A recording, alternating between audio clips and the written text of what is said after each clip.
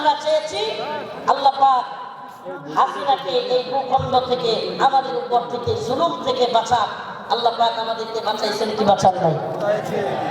তার মানে আমরা মন থেকে সম্মিলিত ভাবে চাইলে পাওয়া যায়। পাওয়া যায় কি যায় না?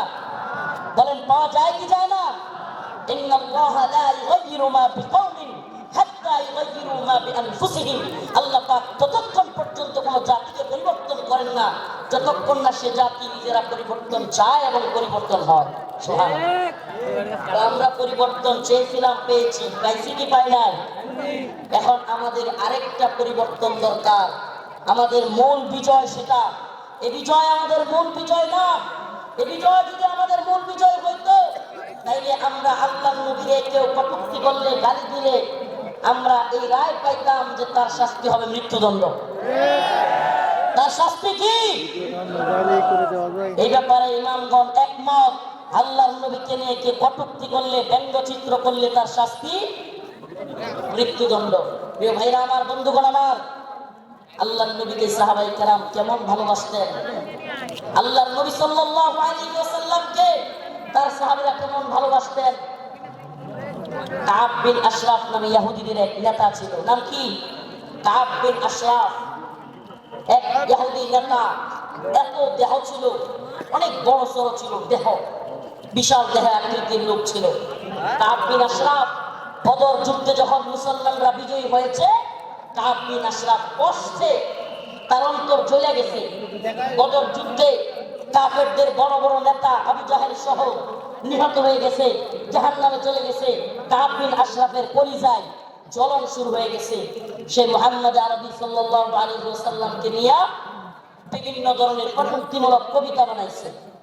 তার মহিলা ভাড়া কইরা তাদেরকে দিয়াও রাসূলের বিরুদ্ধে বিশুদ্ধ করাইছে। আল্লাহ নবী সাল্লাল্লাহু আলাইহি ওয়াসাল্লাম ডাকলেন, কাব বিন আশরাফ তাকে হত্যা করতে পারবে এমন কে আছে? সুবহানাল্লাহ।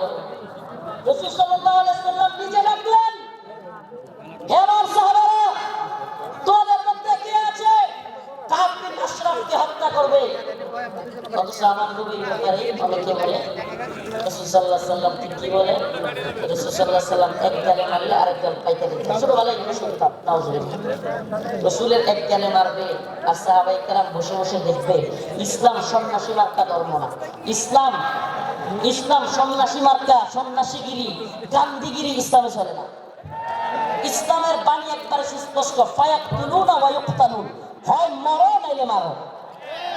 দিনের প্রয়োজনে মারতে হবে, মরতে হবে ইনশাআল্লাহ। দিনের প্রয়োজনে মারতে হবে, মরতে হবে। মায়ের খাওয়াও সুন্নত, দেওয়াও সুন্নত। আমরা যদি খালি মায়ের খাইতাম, হাসিনার পতন হইতো? মাঝে মাঝে পিটানো দেওয়া লাগছে, কথা কয় না?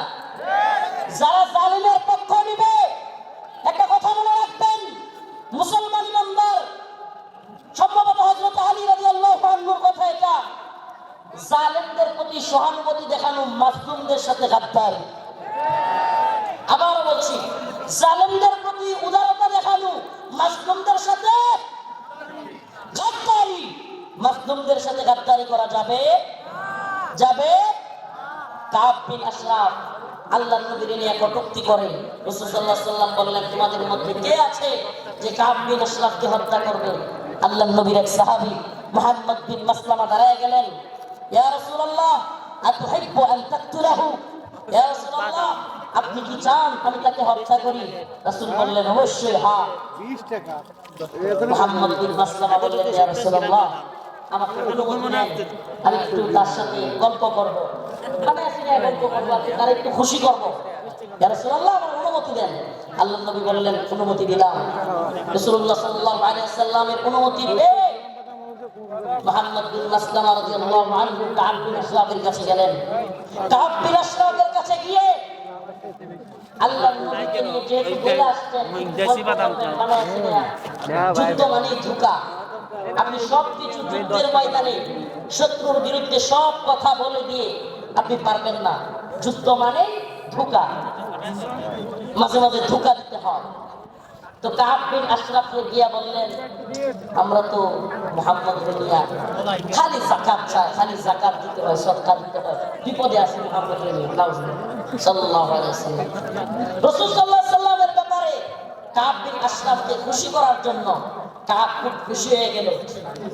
আগে কিন্তু অনুমতি নিয়ে আইছে।